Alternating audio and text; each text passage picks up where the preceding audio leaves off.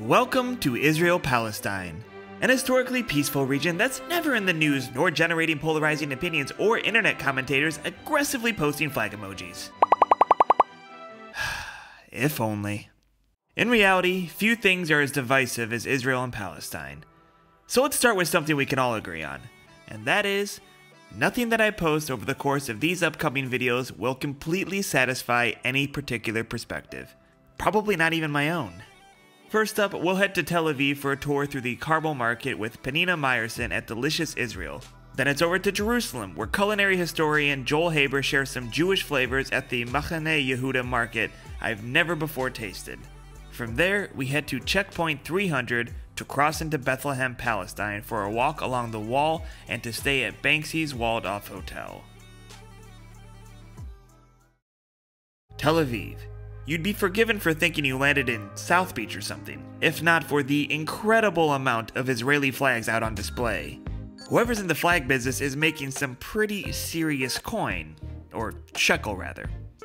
Our first order of business is meeting with Peninah, a tour guide with Delicious Israel who relatively recently made aliyah or immigrated to Israel from London. She leads us through the Carmel Market, a shuk established in the 1920s. So the market's seasonal and local. Almost everything is grown in Israel. A few things come from abroad, but pretty much all of it's kind of really grounded in here.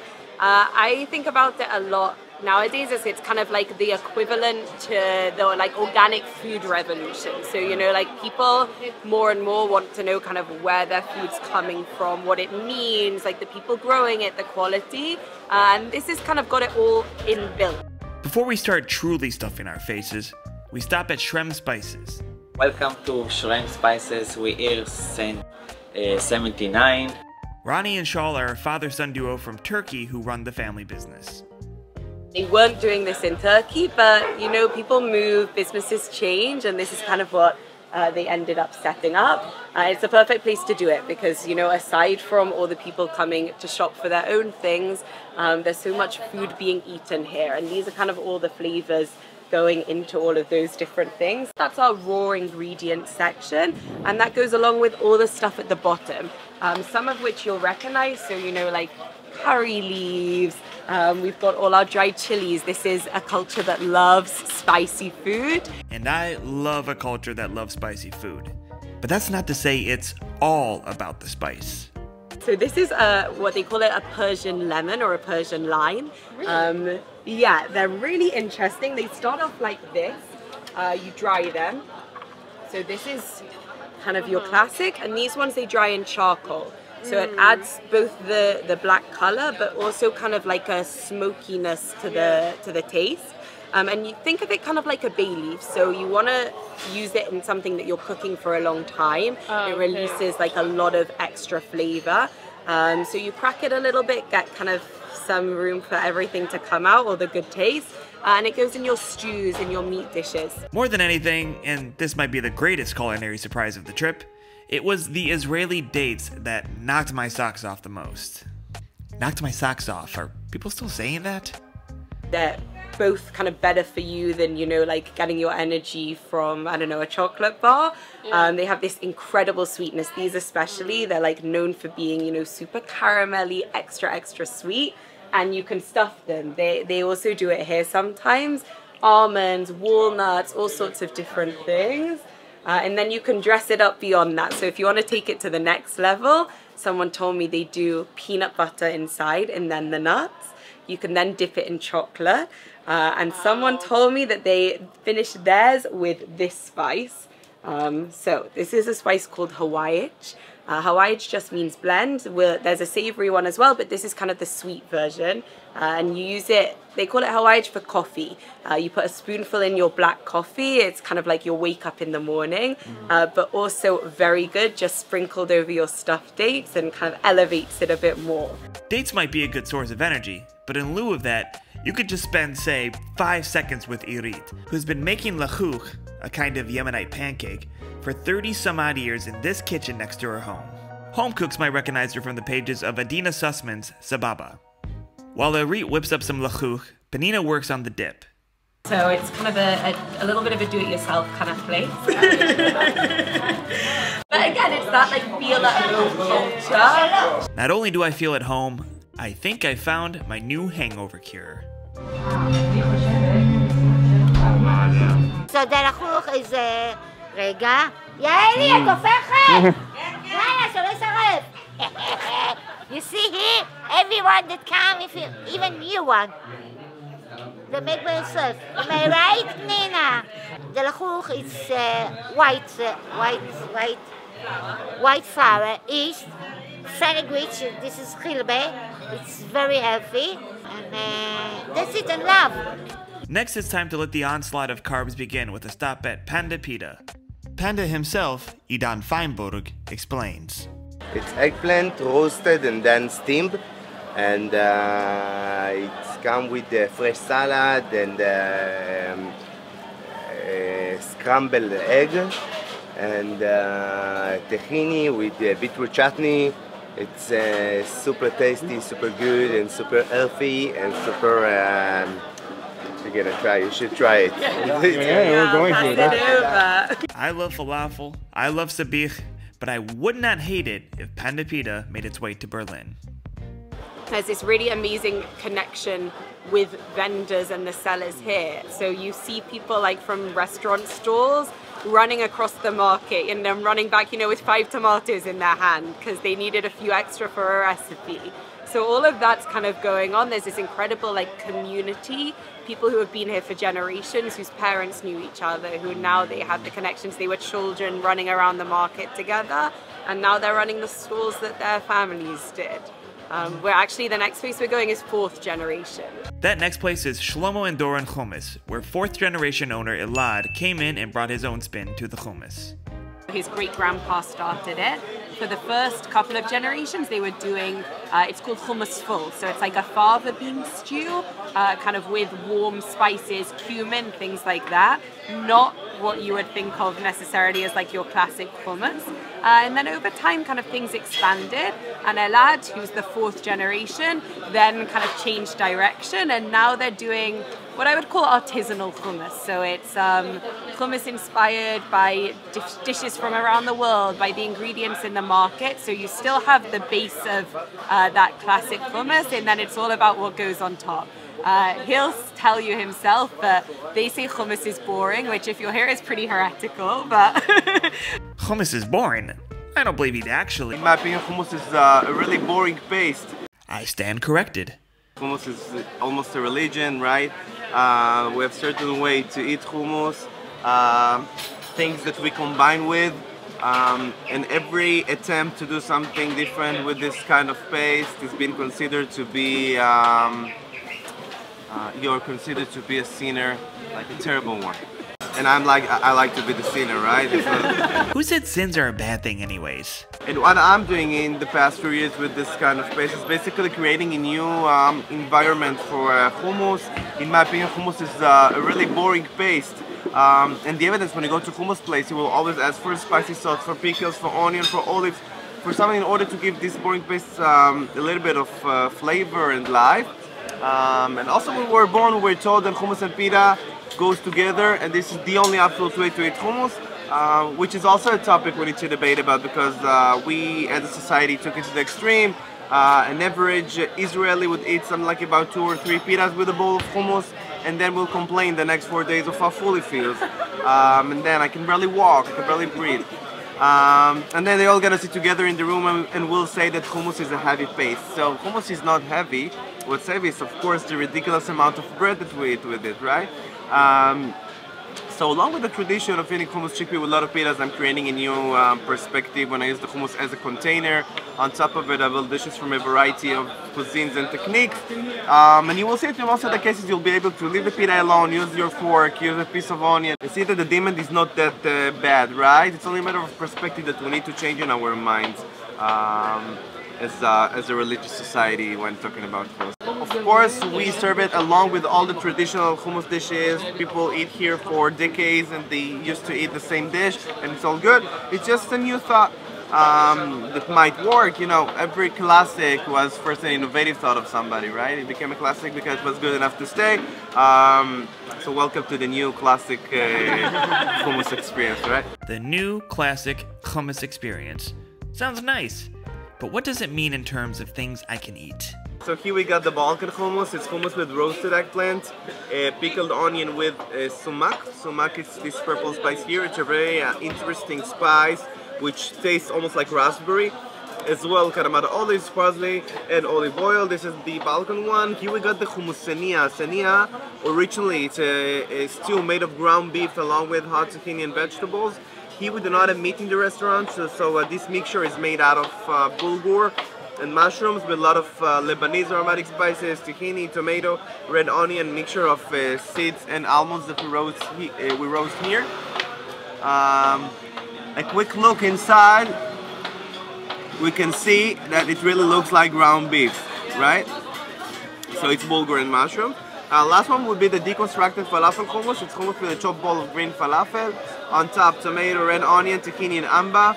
Amba, of course, is the yellow stuff here. It's like Iraqi Indian mango chutney with a strong flavor of fenugreek. So this is really aromatic and nice. And that's it. Now, let's do instructions. So in Israel, we have a lot of ceremonies when approaching this hummus bowl. One of them is taking like a piece of the pita and then like do a round movement with the hand in order to load your pita with all the ingredients. In free translation from Hebrew, this action is called to wipe. I mean, we wipe hummus, we don't eat it. I know it sounds bad, but this is the expression, right? But in my place, I don't mind the ceremony and don't mind the pita, right? So leave the pita alone. Use your fork in a parabolic kind of movement, right, from the bottom to the surface in order to load all the ingredients. We also have a serious team player here, which will be the raw onion. Something to know, when raw onion meets hummus, it reduces something like about 80% of its spiciness. True story. What actually makes it the perfect way to scoop with, right? So we're gonna load it like this. Oh my god, yeah. Alright. Now you have to decide who is gonna taste it. Sorry. Don't be afraid. All in your mouth. Alright, yeah. Good. There we go. Yeah. This is the way it should look. If you don't get messy, it's not the real experience. Now how about more carbs, more pita? It's Sabich Chernikovsky for us for that quintessential Israeli blend of Jewish cultures in a pita. Fried eggplant, hard-boiled eggs, parsley, tahini, and amba to top off an Iraqi Jewish pita. And the icing on the cake is no cake, but something even better from Malabi. So Malabi is Persian, or Persian influence, and then it kind of traveled around a lot with the Ottoman Empire. It's my favorite. I can eat it any time of day. It's like with pomegranate and rose water. That's like the beautiful color. They make their own rose water actually. They go up north, there's like a big rose season and they distill it themselves. So it's not got that kind of like soapy taste that you might be used to. And then the toppings, regular peanuts, sweetened peanuts, coconut, all of which are a bit more traditional. And then the kind of wild card is the cookie crumbs. So supposedly one of the guys who started the shop, Ido, his mum like made the best cookies in the world, and he said, I can't possibly, open a shop without doing something with my mum's cookies. So those are not a traditional topping, but they've done it and they actually sell them at the counter. They have like a cute jar kind of branded with like a caricature of his mum, and that's the story of the cookie crumb. So we've perused some spices, had some dates, and noshed on lechuch, pita, hummus, and sabich. What brings it all together? What is Israeli food? Israeli food is the food of essentially whoever came here. If it ended up here, it belongs here. And so many of the dishes came with people. Things change along the way, but essentially, if you eat it and you make it, then that's good enough. And then the kind of maybe modern Israeli food is going in a slightly different direction. So a lot of what like young chefs are producing, even if we kind of go back to thinking about that hummus, the focus is on very strong but often kind of plainer flavors. So, you know, a dish doesn't need to have 25 ingredients to have a strong taste. It's about doing justice to the produce being amazing. It's things that are really fresh. It's fresh herbs, lots of spices. Maybe you could talk a little bit about what distinguishes Delicious Israel, like what's your shtick? We want to tell the story of kind of the neighborhood, of Israeli history, of Israeli culture, all through the lens of food. So the idea is that you can take one bite, but it really encompasses so much more than that. It's the history of the people who made it, where they came from. It's the ingredients that they're using. It's what they're inspired by, the things that they're tasting that make it a little bit different from maybe what they were traditionally cooking at home 50 years ago. And the idea is to be able to share that with people, to kind of give them a lens to understand what's going on here. And a lot of these places are pretty hidden. Like maybe you'll get a recommendation if you know who to ask, but they're not always in your face. A lot of people are doing it for the love of doing it. It's a family-run business, or it's something that they're passionate about that they want to share with people. And so kind of giving everyone the opportunity to share their story and get a little bit of kind of an authentic taste of the diversity that's here. So it sounds like you come from an Ashkenazi family in England, but now you're here, so it's like presumably at some point Central Eastern European family to England, now all the way, some, you know, give or take 2,000 years later, back here. Yeah, so I guess I'm kind of the newest aliyah wave, which is also pretty special about kind of doing this job is, you know, even if people have been here 4 or 5 generations, everybody's kind of coming in from somewhere else. So I guess I'm the newest chapter of the story, but definitely this is exposure to a whole load of things that I just never would have had otherwise. The kind of English Jewish community is much more Ashkenazi. There are like pockets of Sephardi communities, but it's not at all what I grew up with. And I think I had pretty much the same experience. I came here and the thing that got me going was tasting. It was like exploring with different recipes, chatting to people, you know, literally breaking bread. Food's the thing that brings us all together.